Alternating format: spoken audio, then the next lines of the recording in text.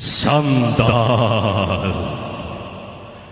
অযোধ্যার হরিচন্দ্র আজি সান্দাল যি হৰিৰত অহংখমণি মুকুতাৰে শোভা কৰিছিল সেই হৰিৰাজি শ্মশানৰ চিতাভস্মৰে আবৃত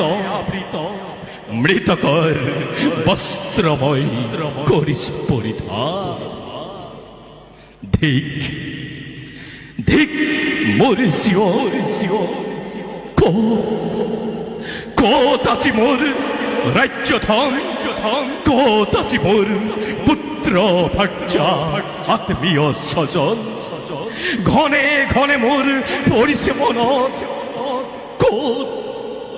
ক'ত মোৰ ভাৰ্যা হৈ পা আৰু ক'ত মোৰ